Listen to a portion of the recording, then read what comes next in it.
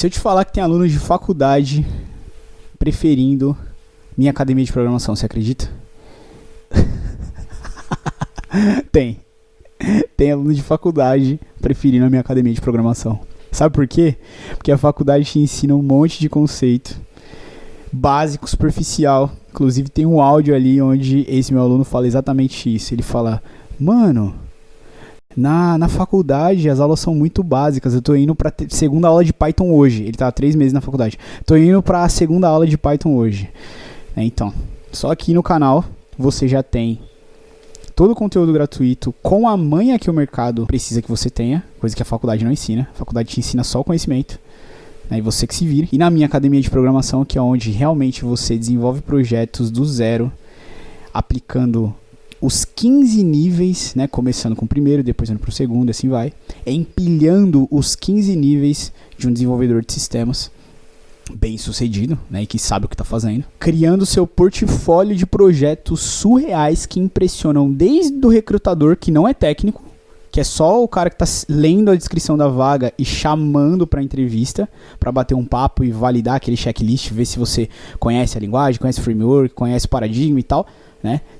Os seus projetos que estão lá, eles vão impressionar esse cara, mas também vão impressionar o recrutador, o entrevistador técnico. Eles impressionam tanto quem está chamando para entrevista, que não é técnico, mas também impressionam quem é técnico. Porque quem está chamando para entrevista vai olhar o resultado que aquele projeto pode dar, né? Já teve, inclusive, um desses projetos que, uma vez, num teste que eu fiz, a recrutadora perguntou se eu não queria vender para a empresa. Olha que louco. Eu estava fazendo a entrevista para trabalhar para a empresa. Ela perguntou se eu não queria vender aquele projeto que estava no meu portfólio para a empresa, né? Então, sim, impressiona o recrutador que não é técnico. Mas, principalmente, na hora que o técnico abrir o código-fonte, abrir seu GitHub, abrir seu portfólio e ler e ver o jeito que você desenvolveu aquilo, ele vai olhar e vai pensar, não é possível que você é um júnior. Não é possível que você só tenha 2 anos de experiência. Não é possível. Porque quem cria esse tipo de projeto está há 10 anos na área, né? E reforça. Quem está te ensinando, quem está te guiando a desenvolver esses projetos, está há 10 anos na área. É por isso que você vai ter no seu portfólio projetos que não é possível que uma pessoa de 2 anos na área tenha feito, mas você vai ter feito. 1 ano na área, ou quantos anos na área você tiver, né? Vão olhar e vão achar que não é possível. Por quê? Porque quem está te mostrando como fazer aquilo é um líder técnico de 10 anos de experiência na área. Entende? Essa é a vantagem de você entrar e se matricular na academia de programação. Na verdade, nem vou chamar isso de vantagem, vou chamar isso de necessidade. É por isso que você precisa fazer parte da minha academia de programação. Você precisa da experiência que você vai desenvolver lá. Beleza? Então para de perder tempo. Para de enrolar. Clica no link da descrição, clica no link do comentário fixado e se matricula agora na academia de programação. Para que daqui a 5 anos você não olhe para trás e pense, nossa, eu podia ter 5 anos de experiência com projetos decentes, com projetos robustos, com projetos que atendem às exigências do mercado. Mas eu não tenho, porque eu não quis me matricular na academia de programação. Eu preferi pagar a assinatura da Netflix, do HBO+, do Prime Video, do Disney Plus, tudo ao mesmo tempo, do que pagar a assinatura de uma academia de programação que ia me dar projetos surreais para desenvolver, para que eu recebesse muito mais do que eu poderia no futuro, né? Então não se arrepende no futuro, não deixe a sua versão do futuro se arrepender de uma falta de decisão da sua versão atual, tá bom? Clica no link da descrição do comentário fixado e cai pra dentro agora. Vem pra academia de programação e vamos pra cima. Que é isso, hein? Chegou até aqui já? Chegou na aula onde nós vamos mexer com bibliotecas? Então quer dizer que você tá gostando dessa brincadeira aqui, né? Então, bora brincar um pouquinho de bibliotecas, tá? E a partir de agora, tu começa a dar os primeiros passinhos ali pra realmente começar a aplicar a programação pra resolver problemas reais. Tá? Por quê? Porque as bibliotecas são o que vão, né, são, digamos que a etapa, são os recursos da programação que vão te dar poder, né, para resolver, para criar aplicações, para desenvolver e para alavancar suas habilidades. Por enquanto, você viu estruturas básicas de lógica de programação, né? Você viu estrutura de decisão, viu um pouquinho de estrutura de decisão alinhada, né, que é um pouco mais complexo, viu estrutura de repetição, viu como colocar uma estrutura de decisão dentro de uma estrutura de repetição, né, que nós fizemos isso aqui nessa aula passada. Já entendeu um pouco sobre os operadores, né? Já usou operadores lógicos, já usou operadores comparativos, já fez typecasting, né? Já fez bastante coisa, já trabalhou com variáveis, inclusive com variáveis de diversos tipos de dados, até mesmo listas, né? Como essas aqui que a gente trabalhou na aula passada, né? Inclusive, você chegou até a receber dados externos, né? Essas variáveis aí que você trabalhou, você chegou até, em alguns dos exercícios, a pegar esses dados diretamente do usuário digitando ele para você. O usuário informando a informação, o usuário passando a informação, passando o dado que você precisava através aqui do console, né, para o seu algoritmo, para o seu código usar e tratar aquele dado ali, tá? Então, assim, você está pronto para realmente começar a programar, tá? Com esses conceitos que eu te passei até agora, você desenvolveu uma lógica de programação básica, né? Ainda tem alguns conceitos de lógica de programação de estrutura de dados um pouco mais intermediários e avançados que a gente vai ver mais pra frente aí. Mas por enquanto, o que você tem combinado, né, já vai te dar as habilidades essenciais que você precisa para ir para o próximo nível. E o próximo nível são as bibliotecas. Tá? O que são as bibliotecas? Gosto, né, sempre de usar metáfora para te explicar. Então imagina que uma biblioteca é uma caixa de ferramentas que tem todos os tipos de ferramentas que você imaginar para fazer qualquer coisa. E que você, como um programador Python, consegue simplesmente importar essa caixa de ferramentas dentro do seu código, escolher qual das ferramentas que você vai usar e botar para executar. Tá? E quando eu falo tudo que é tipo de coisa, é tudo que é tipo de coisa mesmo. Tá? Então, se você precisar, eu quero desenvolver um código que faça cálculos matemáticos. Tem uma biblioteca que tem tudo que é tipo de função de cálculo matemático para você simplesmente importar e usar, que você pode imaginar. Tá? Eu quero trabalhar com datas, quero trabalhar com cálculos de datas. Tem biblioteca para isso. Eu quero fazer meu código, eu preciso fazer meu código, né? Enquanto ele estiver fazendo essa estrutura de repetição aqui, ó, eu preciso que o meu código, ao invés de fazer essa estrutura de repetição na velocidade da luz, igual ele faz, ao contrário, eu preciso que ele faça a cada 5 segundos ele percorra um item, e não de uma vez, igual ele está fazendo, né? Em milissegundos, passar de um item para outro em milissegundos. Eu preciso que ele espere ali 5, 10 segundinhos, porque eu quero que o usuário veja, né, o processamento. Eu não quero que o usuário veja ele percorrendo de uma vez a lista. Eu quero que o usuário veja o meu algoritmo percorrendo item por item de uma lista. Tem uma biblioteca que você pode usar para falar para o seu código esperar um tempo para ir de uma linha para outra. Né? Felipe, legal, mas são cenários muito específicos. O que mais de biblioteca que tem? Então, esse é o poder do Python. Imagina aí alguma coisa que você quer fazer. Quero desenvolver um software que envia e-mails. Tem biblioteca para você enviar e-mails. Felipe, você falou que às vezes eu vou consumir APIs e pegar dados de APIs, né? Você falou que no mercado eu vou usar muito isso. Como que eu faço isso em Python? Você vai usar uma biblioteca que serve para você fazer requisições em APIs. Entendeu? Nossa, Felipe, legal isso que a gente está fazendo, mas, cara, a gente fez o usuário digitar no console. Eu não quero que o usuário nem tenha acesso ao meu código, nem veja meu código, nem veja o console. Eu quero que o usuário veja uma telinha bonitinha. Tem biblioteca para você criar telinha bonitinha. Tá entendendo o poder das bibliotecas? Tudo que você imaginar e que você desejar fazer em Python, você pode ter certeza que existe uma grande possibilidade de existir uma biblioteca. De ter uma biblioteca que faça aquilo, que tenha todas as funções que você precisa para fazer aquilo. Felipe, eu quero criar um código que edita vídeos. Então, tem biblioteca para você usar funções, editar vídeos através do código. Tem um monte de coisa para você brincar com Python, tá bom? Então, esse é o poder dessa biblioteca. Esse é o poder dessa linguagem. A quantidade de bibliotecas disponíveis que existem, né? E principalmente a comunidade gigantesca que existe ao redor do mundo de desenvolvedores Python, que não apenas usam Python para criar sistemas, soluções, softwares, algoritmos e etc. Mas sim desenvolvedores Python que eles mesmos criam bibliotecas e disponibilizam para você baixar, instalar e utilizar as determinadas funções, tá bom? Então, Felipe, quero editar imagem através de código. Dá para usar a biblioteca para fazer isso, tem biblioteca que faz isso, tá bom? Então é simples. Se você tá pensando em fazer alguma coisa em Python e não sabe como, joga no Google, biblioteca para fazer tal coisa em Python, ou no ChatGPT. Liste para mim bibliotecas Python para que eu possa fazer tal coisa. E pode ter certeza que existe uma grande chance de existir uma biblioteca.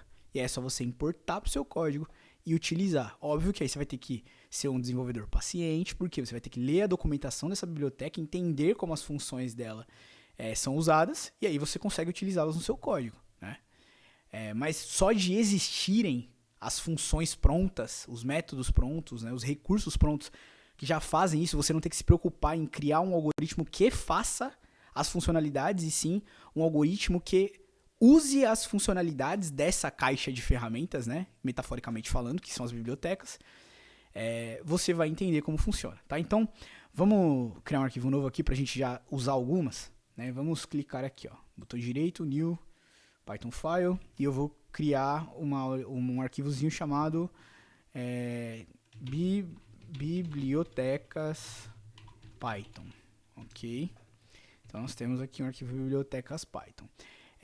Antes da gente começar a usar as bibliotecas, eu preciso que você entenda duas coisas, tá?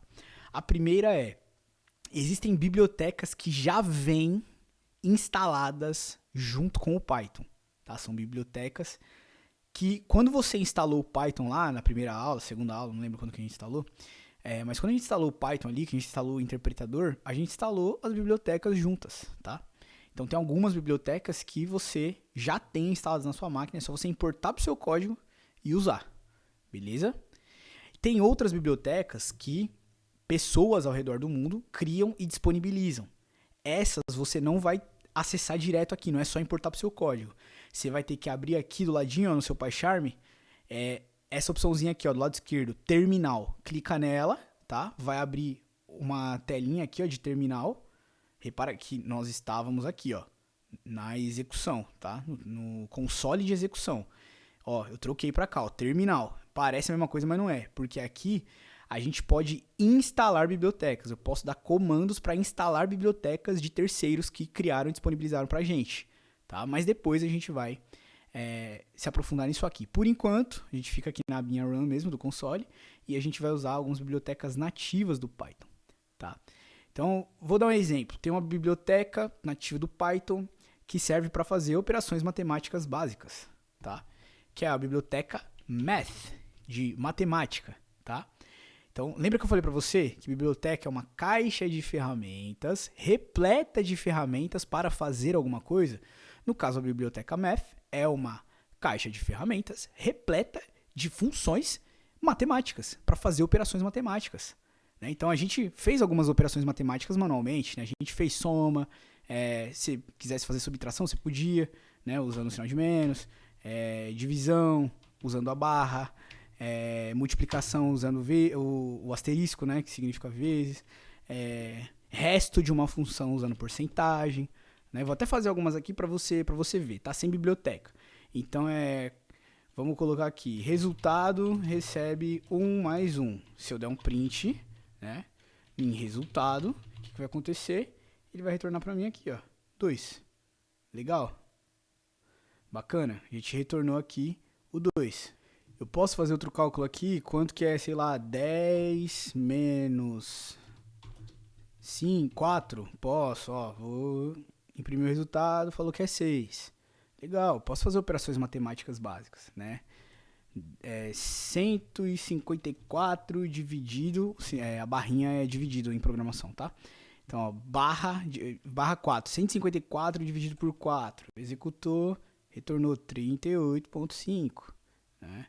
Legal, vamos lá, multiplicação, 100 vezes, que é o asterisco, vezes 46, 100 vezes 46, ó, 4.600, bacana. Então nós temos operações que dá para fazer direto.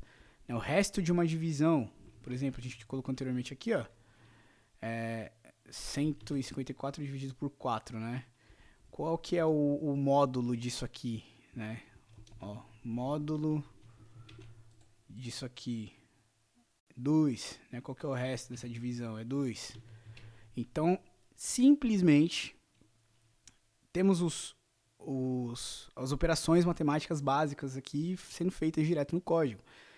Mas, por exemplo, se eu quiser descobrir qual é a raiz quadrada de um número, aí já fica chato de eu montar uma fórmula aqui. Se eu quiser descobrir qualquer outra operação matemática, fazer um cálculo, qualquer outra operação matemática, já fica chatão de eu ficar digitando no meu código manualmente, né? Sem contar que pode ser que eu use de forma recorrente este mesmo cálculo, esse mesmo método de calcular, né? E aí, se eu fizer isso recorrentemente, toda hora eu vou ter que ficar usando, né? Toda hora eu vou ter que ficar usando, fazendo o mesmo cálculo. Não faz sentido, né? Se a gente tem uma biblioteca que serve para isso, a gente pode importá-la, tá? Então, já aproveitando a deixa, para você importar a biblioteca, você coloca o comando import. Sempre importe todas as bibliotecas que você tem para importar no começo do código, tá? Fica mais bonitinho, mais legível. Então, import, eu sei que existe uma biblioteca para executar cálculos matemáticos, né? Que chama math. Então, é só eu executar import math. E eu já tenho como utilizar as funções dessa biblioteca aqui, né? Então, como que eu faço para saber as funções dessa biblioteca? É só eu digitar o nome dela, ó, depois de importada, né? Você viu que estava preto e branco aqui, ó? Tá cinza, na verdade, né? Tá assim porque ela foi importada, mas ainda não está sendo utilizada, tá? Então, toda vez que você vê um import cinza assim, é porque você importou a biblioteca, mas ainda não está utilizando ela, tá? Então, se eu fizer aqui, ó, math, ele já, opa, tá usando, hein? Se eu colocar ponto, ele já me mostra todas as funções disponíveis nessa caixa de ferramentas. E não só as funções, tá? Tem algumas variáveis também, né? Por exemplo, olha aqui essa variável, ó. Você diferencia se é função ou variável com o íconezinho aqui, ó. Quando é o íconezinho F, é porque é uma função. Quando é o íconezinho V, é porque é uma variável, né? Então, por exemplo, você sabe qual é o valor de π? Você não precisa saber em Python. Porque a biblioteca math, se você for usar o valor de π em algum momento, é só você acessar a variável da biblioteca math, ó. math.py. Se eu der um print aqui, ó, olha que interessante. Olha que interessante. 3. Eu sei que você provavelmente diz 3.14, 3,14, né? Mas e o resto? Quero ver você decorar o resto. Então, você não precisa decorar o resto. Tá vendo? Olha como as bibliotecas já ajudam. Putz, eu preciso usar o valor de π, mas eu não lembro qual é. Você não precisa lembrar. É só importar a biblioteca math, né? Que ela tem lá dentro. math.py. Acabou, você achou o valor de π, né?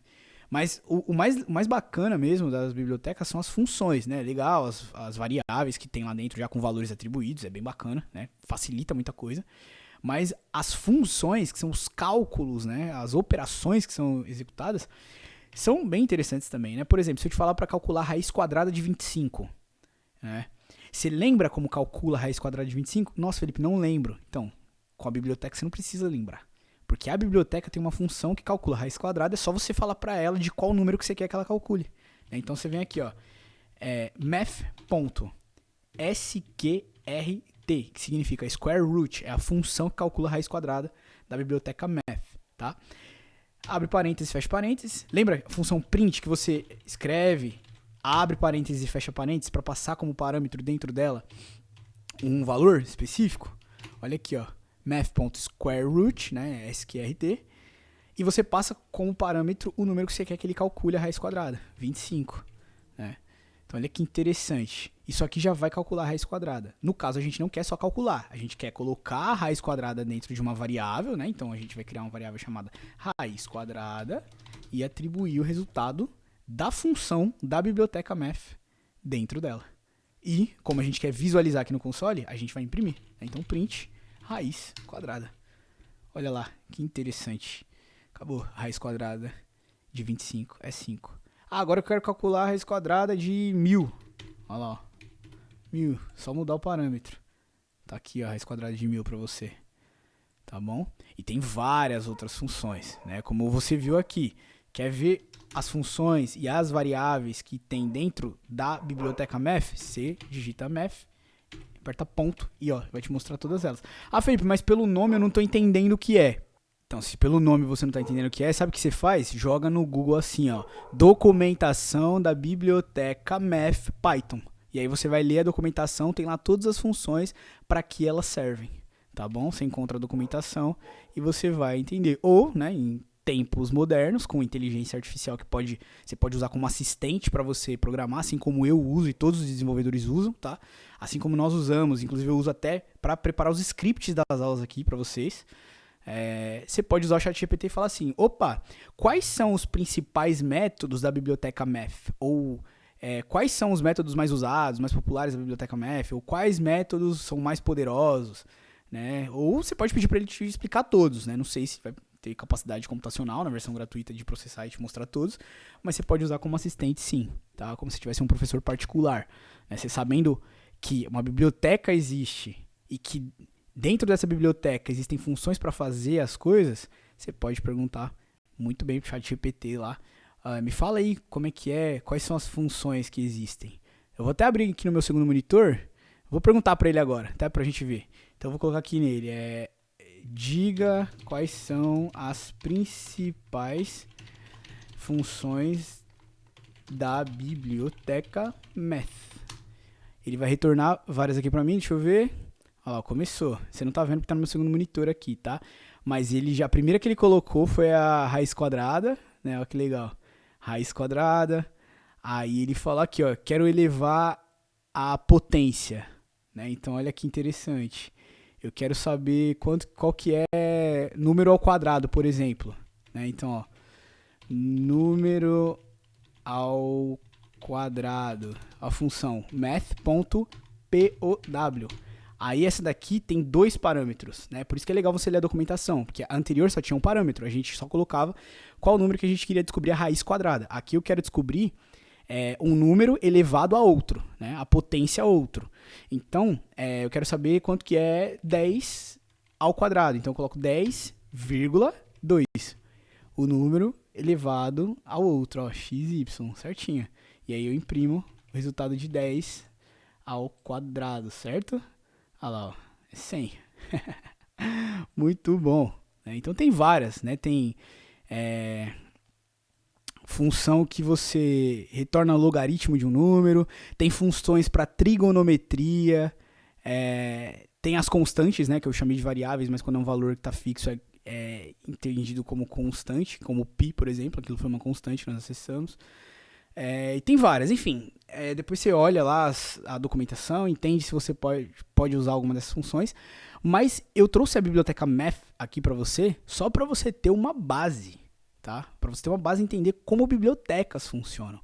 Existem outras bibliotecas nativas do Python que servem para muitas outras coisas. Uma, por exemplo, que eu acredito que você queira usar é a biblioteca Time. Import Time. Se você quer controlar a execução do seu código, não quer deixar ele executando desenfreadamente, você quer dar um tempo para que ele faça certas coisas, você pode usar essa biblioteca aqui, ó.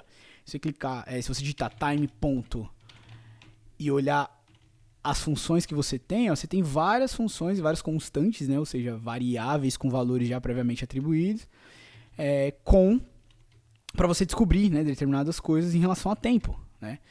Então, uma delas, por exemplo, você pode dar um time.sleep, né? E passar a quantidade de segundos que você quer que um código espere, durma, né? Então, eu quero que ele durma durante 10 segundos, né? Então, olha só que interessante. Eu vou imprimir, né? Essa é minha linha antes... Não, vamos simplificar, vai. Ó, antes de esperar.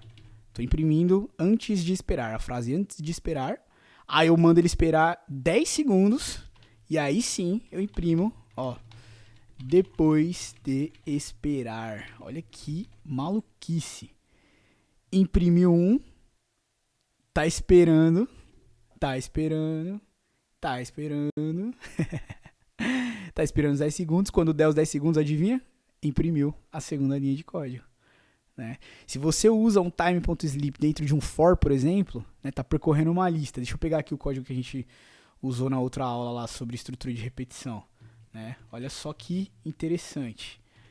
Coloquei o código aqui, tá? E aí, eu não quero que ele percorra a milhão esses itens, né? Eu quero que ele visite um item de cada vez, de 5 em 5 segundos, de 10 em 10 segundos, né? Então, o que eu posso fazer aqui? Time.sleep e passo 5 segundos. Ah, Felipe, aí deu errado. Por que deu errado? Não pode colocar, não pode usar a biblioteca dentro de estrutura de repetição? Não, nada disso. Você pode usar a biblioteca onde você quiser no seu código, desde que você tenha importado. Ó, como eu copiei o código da aula passada para essa, cadê meu import? Sumiu aqui, ó. Então, import time. Ok, agora ele já, ó, fica bonitinho aqui. Beleza?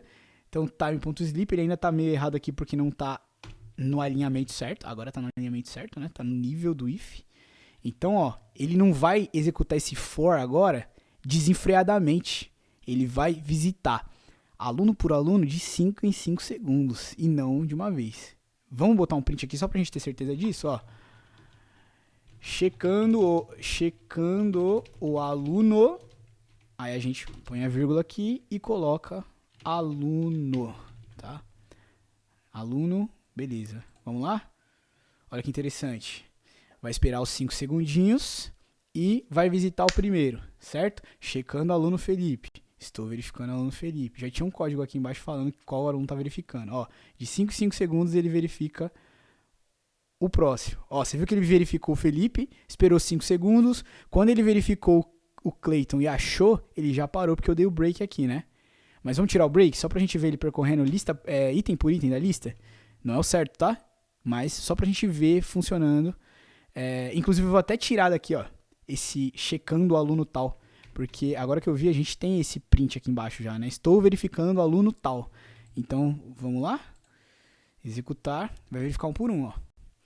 Então, espera 5 segundos, né? Ele já começa esperando. Aí ele vai verificar o primeiro aluno. Estou verificando o aluno Felipe. Espera mais 5 segundos. Faz a segunda iteração. Estou verificando o aluno Clayton. Ó a nossa lista aqui, ó. Certinho. Qual que é a próxima? É a Paula, né? Olha lá, ó, estou verificando a Paula. Espera mais 5 segundinhos. Estou verificando José. Espera mais 5 segundinhos. Estou verificando Rafaela. E assim vai até o final da nossa lista. Tá? Lembrando que o certo era já ter parado a execução, porque ele já achou o aluno que eu estou procurando, que é o Clayton. Tá? A gente tirou aqui, né, o break, mas não é o certo. O certo é manter o break. Beleza? Então, finalizou aí a execução. Beleza? Esse é um exemplo simples, então, de como bibliotecas funcionam. Tá? Mas, agora a gente vai dar mais um passinho. Bora avançar mais um pouquinho. Eu vou apagar esse código, é porque você já viu como importar uma biblioteca que já vem instalada no Python. Mas as maiores atrocidades que você consegue fazer com essa linguagem de programação aqui estão nas bibliotecas que não vêm nativas nela. Vem nas bibliotecas que desenvolvedores iluminados pelos deuses da tecnologia ao redor do mundo criaram e disponibilizaram pra gente, tá? Então, suponhamos que eu queira criar, por exemplo, um código Python que cria uma planilha do Excel para mim. Uma planilha do Excel. Eu quero fazer cálculos, pegar alguns dados e no final eu quero exportar isso como uma planilha de Excel. O Python não tem uma biblioteca nativa que possa fazer isso, não que eu saiba, tá? Mas algum desenvolvedor iluminado por Deus, pelos deuses da tecnologia no caso, fizeram, né? Alguém fez no caso. Então, se você jogar no Google, biblioteca Python para exportar planilha em Excel, ou no ChatGPT, né? Biblioteca Python para criar planilhas a partir do código, vai te responder, né? Quais bibliotecas. E geralmente não é uma só não, tá? Geralmente quando é alguma coisa assim que você quer fazer específica, igual eu tô falando agora, quero exportar uma planilha, é muito provável que você encontre várias, tá? Então a que eu vou usar aqui, ó, é a OpenPyXL, tá? OpenPyXL. Essa biblioteca, se eu digitar aqui, ó, import OpenPyXL, ele não apenas vai ficar cinza porque eu não estou usando ela, mas vai ficar vermelho aqui, ó. Tá vendo? O próprio PyCharm, né, a própria IDE falando, opa, não tem nenhum módulo, né, nenhuma biblioteca chamada OpenPyXL. E aí? que eu sei que ela é uma biblioteca que é externa. Eu instalo ela no meu ambiente de desenvolvimento Python para aí sim utilizar. Então, primeiro, eu trago a caixa de ferramentas para minha casa para depois importá-la. Entende metaforicamente assim. As bibliotecas nativas do Python é como se fossem caixas de ferramenta que já estão na minha casa. É só eu ir lá e pegar a ferramenta que eu quero lá dentro e usar. As bibliotecas externas, não. É como se fossem caixas de ferramenta que estão numa loja, entre aspas, porque eu não preciso comprar, não preciso pagar, elas são gratuitas. Então é como se fosse uma loja onde é só eu ir lá, pegar a caixa de ferramenta que eu quero, trazer para minha casa e usar a ferramenta. Então se eu já tentar, na minha casa, tentar pegar a caixa de ferramenta, eu não vou conseguir. Primeiro eu preciso trazer ela para minha casa. E eu faço isso instalando ela. Dessa forma aqui, dependendo de como você configurou o seu ambiente, às vezes até dá certo. Você passar o mouse por cima vai aparecer essa lâmpadazinha vermelha, você clica aqui, e ele já até percebe, você está tentando instalar uma biblioteca, OpenPyXL. Eu posso fazer dessa forma. Eu posso simplesmente clicar aqui em instalar. Dependendo de como você tiver configurado o seu ambiente, tá? E dependendo de como você tiver configurado o seu ambiente, você também pode clicar aqui em terminal e usar o comando pip, tá? Esse comando pip, ele é basicamente um comando que serve para você gerenciar bibliotecas externas. E se você digitar pip install, você está falando que você quer pegar uma biblioteca externa e instalar aqui na sua máquina. No meu caso, eu quero instalar a biblioteca OpenPyXL. Tá? Vamos instalar pelo pip mesmo? Beleza? Só conferindo aqui, tô dentro do projeto que eu estou usando, porque às vezes esse diretóriozinho aqui está em outro lugar. Então você tem que navegar através das pastas usando o comando cd do Windows e tal. Mas isso aí é outra história, tá? Por enquanto, você abriu aqui certinho, você já vai estar dentro do projeto que você está criando seus arquivos Python. Então, só digitar pip install OpenPyXL, tá? Ou se realmente aparecer direto aqui para você, você já vai direto aqui, passa o mouse em cima, clica na lâmpadazinha vermelha e clica em install, tá? Dos dois jeitos, tudo indica que vai funcionar. A não ser que seu ambiente tenha alguma particularidade aí, que na hora de instalar o Python não instalou o pip junto, mas no geral já vem tudo configuradinho, beleza? Então, vamos seguir o caminho aqui do terminal, pip install OpenPyXL, bem, conexão com a internet está ativa, já deu Enter, então ele demora um pouquinho para procurar a biblioteca, e assim que ele encontra, conectou, e ele começa a instalar o pacote da OpenPyXL na minha máquina, tá? Então, aqui, successfully installed, ou seja, acabou de falar para mim que foi instalado com sucesso, tá? Como que eu confiro isso? Olha só, tá vendo que não tá mais vermelhinha? Tá amarelinha agora. A amarelinha significa que tem um alerta, mas não necessariamente está funcionando. Então, se eu quiser conferir se realmente foi instalado, eu posso digitar OpenPyXL, já apareceu ela aqui, e até já ficou coloridinho, Se eu coloco o ponto aqui, tá aqui todas as minhas classes, funções, constantes, E futuramente você vai entender, tá, como usar tudo isso daqui em outras situações, até mesmo talvez criar as suas. Mas por enquanto a gente vai só realmente usar os métodos que servem para criar planilhas, E o que é mais incrível na utilização de bibliotecas com Python é a estrutura de dados por trás, Porque olha só que louco.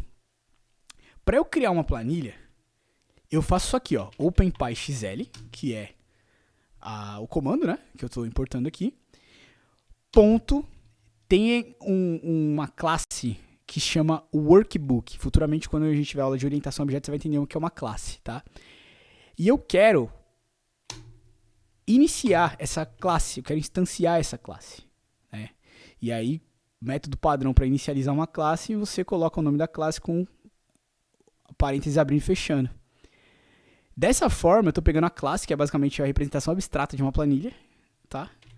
E eu simplesmente posso adicionar ela dentro de uma variável chamada planilha. Olha que louco. Ou seja, eu acabei de instanciar uma classe de uma biblioteca e agora, literalmente, eu tenho a estrutura de uma planilha dentro de uma variável.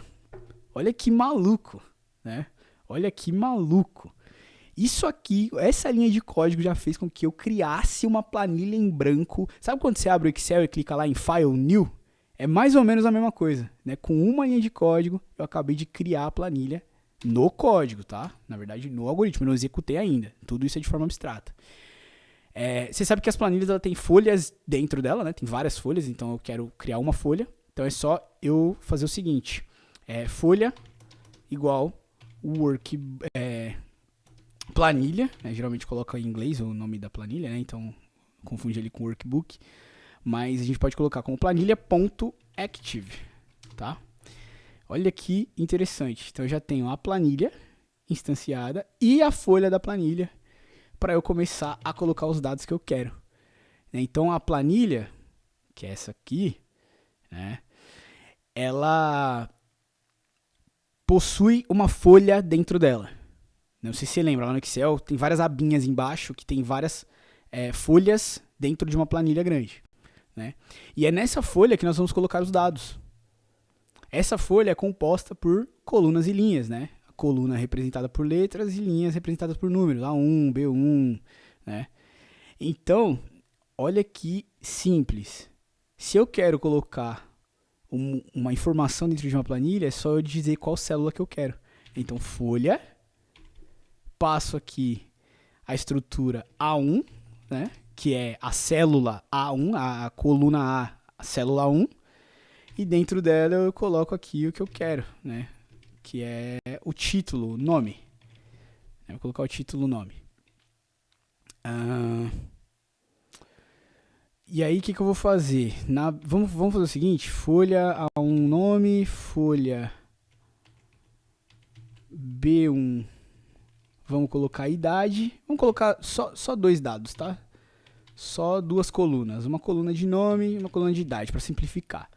Então, eu tenho na minha planilha aqui, no código que vai criar minha planilha, no título eu tenho A1, no título que é a célula A1 eu tenho o nome, e no título que é a célula B1 eu tenho idade, né? Ou seja, as 2 coluninhas estão feitas. Então, na A2, folha A2, que é a nossa célula onde nós vamos colocar os nomes, né? A coluna A onde nós vamos colocar o nome, vamos colocar alguns nomes, né? Então, A2 vai ser Felipe. Aí na A3, que é a célula de baixo, vai ser Maria. Na célula A4 vai ser... tô fazendo só a coluna de nome, tá? Para deixar mais claro aqui, vou até separar. Fazer todos os nomes primeiro, né? A coluna, título e os dados dentro. Repare que eu estou usando a biblioteca para fazer. Esse folha A2 igual a Felipe só funciona porque eu instanciei aqui, estou acessando, estou seguindo a orientação da biblioteca para usar a ferramenta disponível nela para criar essa planilha. Tá? Então, olha só. Coloquei aqui, Maria, Felipe e Alice, beleza? Na 1 vai ter o nome, na 2 o nome Felipe, a 3 Maria, a 4 Alice. E aí nas idades, vamos colocar lá, idade B1, o título idade, né? Aí a célula B2 vai ter a idade 28, na célula B3 vai ter a idade 26, na célula B4 vai ter a idade 22, e nós temos tanto os nomes quanto as idades e seus respectivos títulos. Né? De forma abstrata, eu tenho 2 colunas com 3 dados, beleza? Cada uma, né, no caso. E aí, para eu exportar, simplesmente eu posso chamar a minha planilha.save, que é o método... salve não, né? Save, que é o método para salvar, para exportar essa planilha em Excel. Né? Só que aí eu tenho que passar o nome e a extensão. Então, save, eu vou chamar de planilha de pessoas. .xlsx, que é a extensão de uma planilha Excel, né? Beleza? E só para ficar amigável, vou colocar um print aqui, planilha criada com sucesso. Beleza? Felipe, pra onde que vai? Como eu coloquei só o nome, não coloquei nenhum endereço, nenhum diretório, nenhum repositório. Toda vez que você faz isso em qualquer biblioteca, tá? Toda biblioteca que tiver um método save para você exportar um arquivo, seja arquivo de texto, seja planilha, seja vídeo, seja imagem, você vai salvar na própria raiz aqui do seu projeto, tá? Então você observa que tem um monte de arquivo Python aqui que a gente criou. Quando a gente executar esse código e ele vai salvar essa planilha, depois, se der tudo certo, né? O que vai acontecer? O arquivo vai aparecer aqui, ó, junto com esses arquivos, só que vai aparecer um arquivo em Excel. Vamos lá, executar para ver o que acontece? Planilha criada com sucesso. Opa, olha quem apareceu aqui, ó. Planilha de pessoas. Se eu der 2 cliques, será que vai abrir bonitinho? Aqui, ó. Que beleza, hein? Olha lá, o nome, Felipe Maria Alice, idade 28, 26, 22. Acabamos de criar um arquivo, criar do zero, criar um arquivo usando código em Python. Nós acabamos de fazer um código que cria arquivos com dados dentro. Você tem noção do poder disso usando uma biblioteca? Lembrando, a gente fez isso aqui de forma simples, fictícia, só com uma planilha Excel, mas a gente pode criar usando bibliotecas de todos os tipos de arquivos que existem. Arquivos de texto, arquivos de, no caso de planilha, arquivos de imagem, arquivos de vídeo. Né? Tem como a gente manipular, porque para o Python tudo são dados. Né? E para as bibliotecas Python, que a gente vai descobrir que existem para determinadas funções, olha que maravilha. Com essas bibliotecas Python a gente consegue criar códigos que, através dessas bibliotecas, através da utilização dos métodos existentes nessas bibliotecas, a gente consegue manipular dados e, mesclando tudo isso, gerar arquivos. Imagina, para empresas que trabalham com números gigantescos aí de planilhas, de controles, imagina você fazer código Python que automatiza a produção, atualização, manutenção dessas planilhas. Você imagina a facilidade. Imagina um cenário, inclusive eu atendi uma demanda assim, que eu criei uma planilha recentemente, há uns meses atrás, criei um algoritmo que populava uma planilha com algumas, se eu não me engano, tinha mais de 100 pessoas, algumas centenas de pessoas que iriam receber cestas básicas de uma ONG.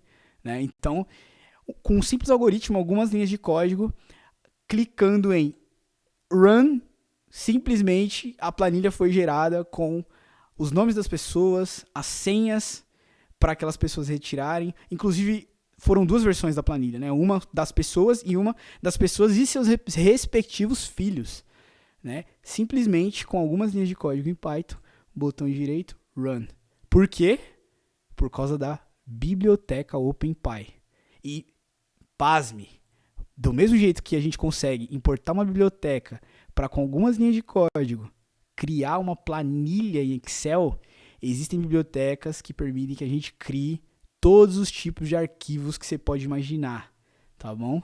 Então esse é o poder do Python a partir de agora, porque não é só o poder do Python mais, A partir de agora você sabe muito bem que a linguagem Python, junto com as bibliotecas nativas do Python e com as bibliotecas disponíveis que a comunidade Python ao redor do mundo desenvolve e disponibiliza, você consegue fazer atrocidades. E é muito difícil você imaginar algo que não dá para fazer com Python, seguindo essa lógica de utilização de bibliotecas. É muito difícil. Tá? Até, para você ter uma ideia, tá? Vou até te provocar um pouquinho. Para você ter uma ideia, até biblioteca para inteligência artificial existe. Ou seja, você consegue importar bibliotecas de inteligência artificial dentro do seu algoritmo em Python e usar a inteligência artificial dentro do seu próprio algoritmo. Eu estou falando só de ChatGPT, tá? De texto.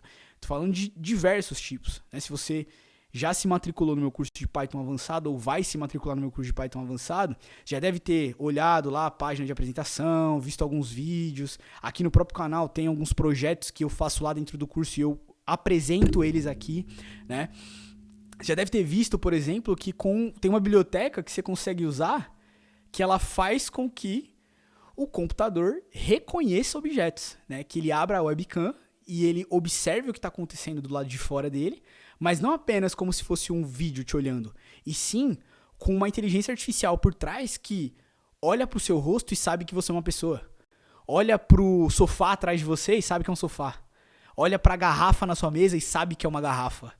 Então, olha como você usar um pouquinho de Python básico com biblioteca já te torna num desenvolvedor que tem um extremo potencial para criar soluções e aplicações absurdas. Tá entendendo? Por isso que o meu curso chama Python Avançado. Não é exatamente porque a lógica de programação lá é avançada. Né? O curso pago, no caso. Né? Esse curso aqui é o gratuito. Mas o curso pago chama Python Avançado por isso. Não é porque lá você vai ter lógica de programação avançada em Python. Lá você vai ter a utilização, a aplicação de diversas bibliotecas surreais em lógicas em Python, né, utilizando essas bibliotecas surreais para criar atrocidades. Como um dos projetos o primeiro projeto que eu lancei recentemente lá, que você aprende a criar um algoritmo que detecta com inteligência artificial se o motorista está pegando no sono enquanto ele dirige, né? Então, isso com algumas linhas de código em Python. Por quê? Por causa da utilização das bibliotecas. Por saber como utilizar as bibliotecas, por conhecê-las e por saber como mesclá-las, aplicá-las, integrá-las, né? Então, é isso, beleza? Eu espero que você esteja curtindo, porque a partir de agora, com o que você já aprendeu até aqui, você chegou num novo nível de programação, tá? Você sabendo as estruturas básicas de programação que eu te mostrei antes e agora entendendo como funcionam as bibliotecas, acabou. Daqui pra frente, sua vida vai ser outra, tá? Tanto sua vida como programador, quanto sua carreira no geral, quanto seu intelecto. A partir de agora não tem como voltar atrás, não tem como desver.